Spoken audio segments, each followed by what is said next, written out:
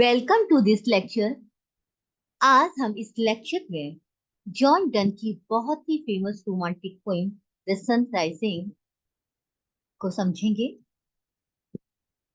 The sun rising is one of the best known poems of John Donne. John Donne की सबसे प्रसिद्ध लोकप्रिय कविताओं में से एक है the sun rising. It is based on a single poetic thought and is written in the form of a dialogue between the poet and the sun. जो पोइम है कविता के एक ही विचार को प्रस्तुत करती है, उसी के ऊपर आधारित है और ये डायलॉग फॉर्म के रूप में लिखी गई है। और ये जो डायलॉग है कवि और सूर्य के बीच में, सन के बीच में है।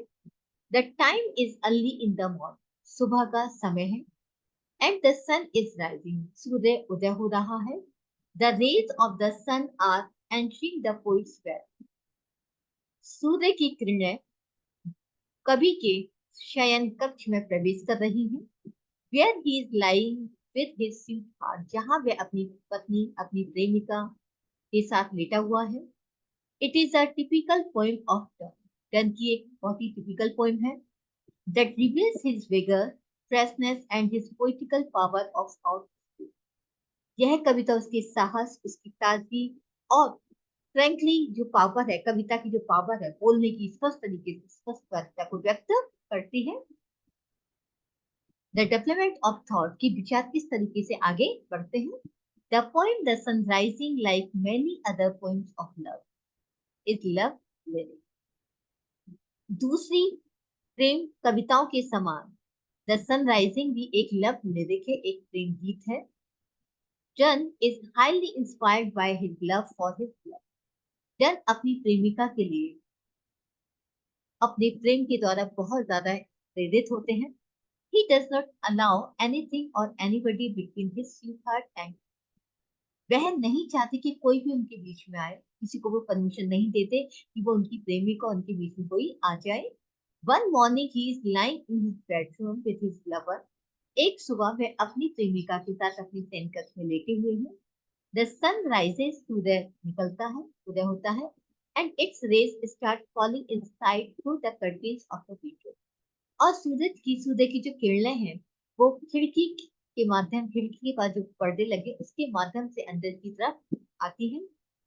Since the poet is with his lover, क्योंकि कवि अपनी प्रेमिका के साथ है, सो ही थिंक्स, इसलिए वह सोचता है that they are being disturb by the sun, कि सूर्य के द्वारा उनको डिस्टर्ब किया जा रहा है। हिज सेंसिटिविटी इज प्रोवोक्ड, उनकी सेंसिटिविटी, सहजता प्रेरित होती है। And he gets poetically angry with the sun, और वो कवित्व के रूप में वे सन के साथ, सूर्य के साथ नाराज होते हैं। He starts rebuking it with harsh word, वे सूर्य को बहुत ही सख्त शब्दों के साथ फटकारते हैं। ही एड्रेसेस द सन, वे सन को as old, interfering, stupid and rebellious fellow, वे सूर्य को रथ कहकर बुलाते हैं, बाधित करने वाला, स्टूपिड, मूर्ख और एक निरंकुश फेलो के रूप में उसको संबोधित करते हैं। He says that it has no right to peep into someone's bedroom. वह कहते हैं कि इसको कोई अधिकार नहीं है कि peep into मतलब झांकने का, कि वो किसी के बेडरूम में झांके। कौन? सूर्य। He and his beloved are lovers. वह और उनकी प्रेमिका प्रेमी है। And they are not bound to follow the changes that occur due to the movement of the sun. जिस तरीके से सूर्य अपनी गति करता है और गति करने के कारण जिस तरीके से परिवर्तन होता है, उन परिवर्तनों को फॉलो करने के लिए, अनुकरण करने के लिए वो बाधित नहीं। कहते हैं कि प्रेमी किसी भी परिवर्तन को फॉलो करने के लिए बाधित नहीं होते। इसी तरीके से सूर्य के द्वारा की गति के द्वारा जो परिवर्तन होता है, दिन निकलता रहता है, तो उससे वो बंधे हुए नहीं है। The poet advises the sun to go elsewhere, कभी सन को सलाह देता है कि वो कहीं और चला जाए और उनको और उनकी प्रेमिका को अकेला छोड़ दे। He says that it had better go and rebuke the school boys who are getting late for school, or rebuke to the trainees who are unwillingly to go to their work.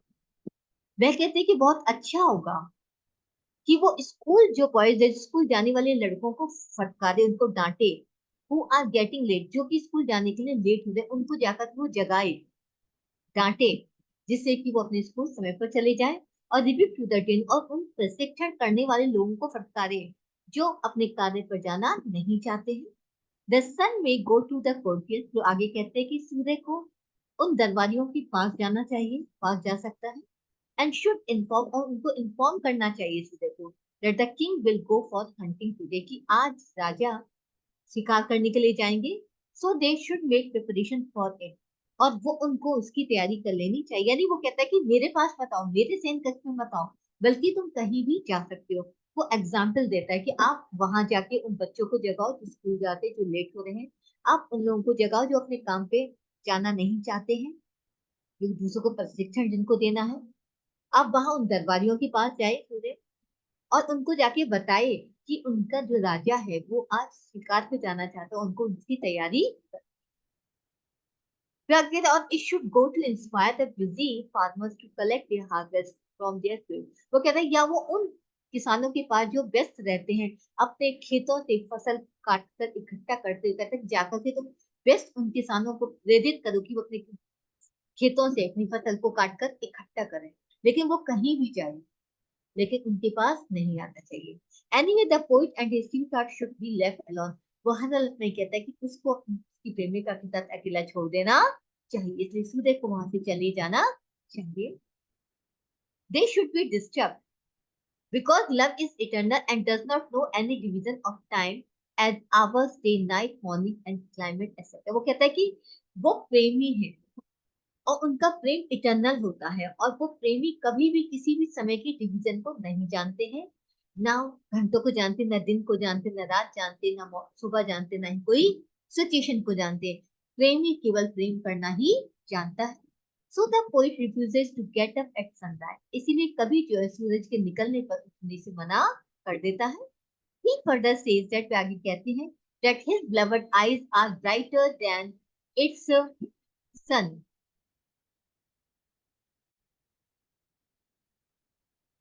His beloved's eyes are brighter than its sun's rays.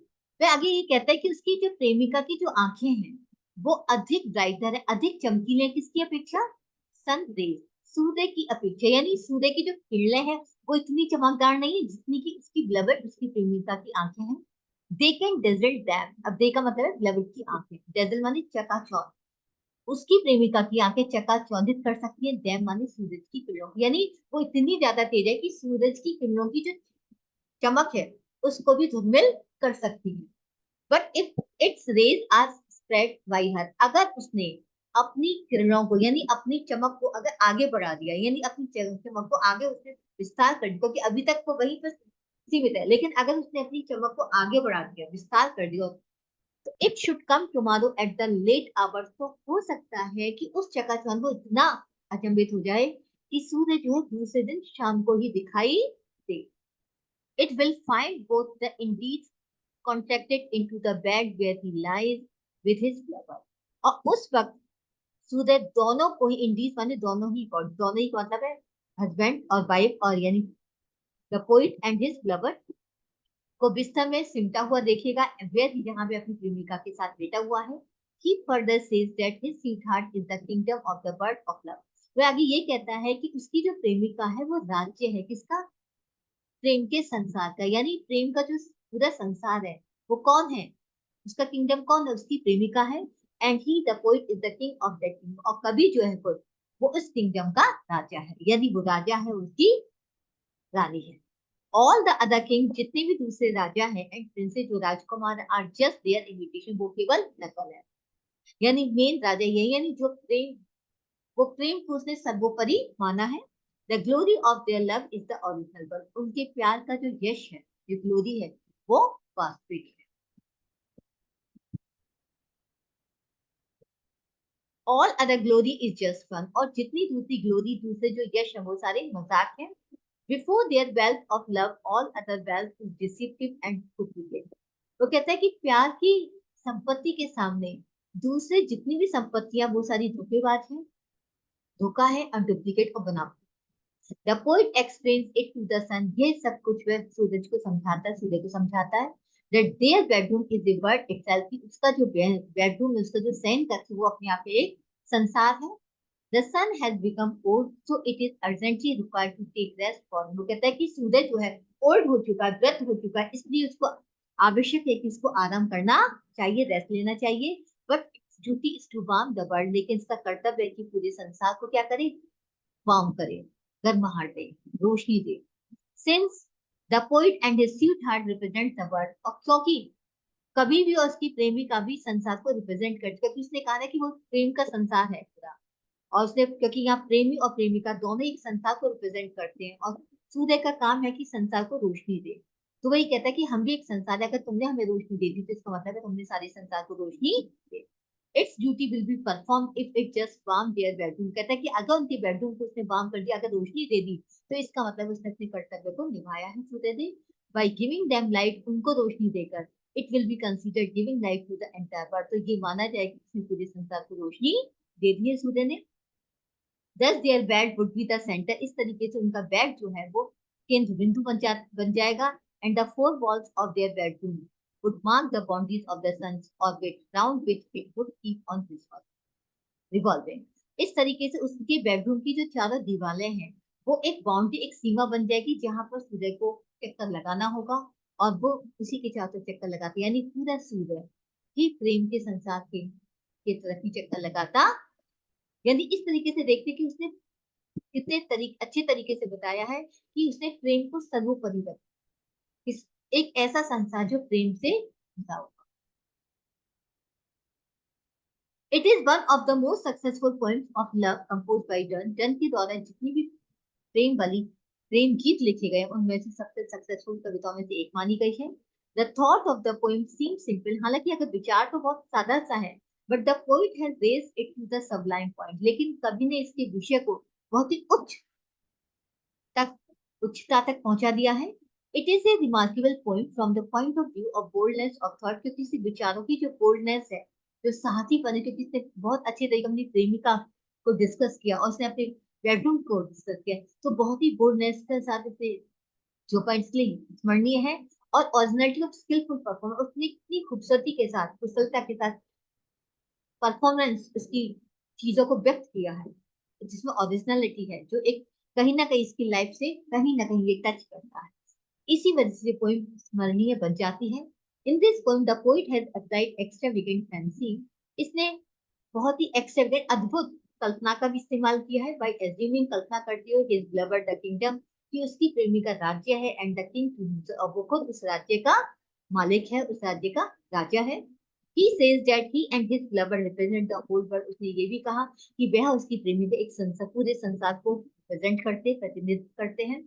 He says sign here on us, here माने यहाँ पर उसका bedroom है, अस का मतलब कोई, और प्रेमियों को कहता है कि अगर तुम हमारे बेडरूम में हमको चमका देते हो, thou art everywhere, तो इसका मतलब तुम हर जगह हो, यानी तुमने अगर हमारे बेडरूम को साइन कर दिया, रोशनी दे दी है, तो इसका मतलब तुम्हारी रोशनी हर जगह पहुंच चुकी, तुमने अपना पूरा कार्य किया है। Finally the way he conclusive allowed to stay in the bedroom of lovers, लेकिन लास्ट में वो कह देता है लवर्स, वो प्रेमियों के बेडरूम में उसको रुकने की इजाजत देता है। आर हाईली रिमार्केबल, की स्मरणीय है, एंड वर्थ एप्रिसिएटिंग, बहुत ही प्रशंसनीय है। यानी अंत में वो कहता है कि तुम यहाँ पर ठहर सकते हो, तुम यहाँ ठहर सकते हो, इस प्रेमियों के बेडरूम में तुम ठहर सकते हो, तुम रोशनी कर सकते हो, तुमने अगर यहाँ रोशनी कर दी, प्रेम के अंदर अगर तुमने अगर रोशनी कर दी, तो तुमने पूरे संसार में रोशनी। कहाँ वो पहले सूर्य को इंटरफियर नहीं करने देता, उसके लिए उसको फटकारता है, लेकिन लास्ट में उसको वो परमिशन देता है, जिससे कि पूरा संसार प्रकाशवान हो गया। तो इस तरीके से बहुत ही खूबसूरत विचारों को उसने व्यक्त किया है, और बहुत ही खूबसूरत ये लव पोएम है। उम्मीद करती हूँ आपको ये पोएम समझ में आ गई होगी, और प्लीज लाइक और सब्सक्राइब करना ना भूलें। Thank you very much.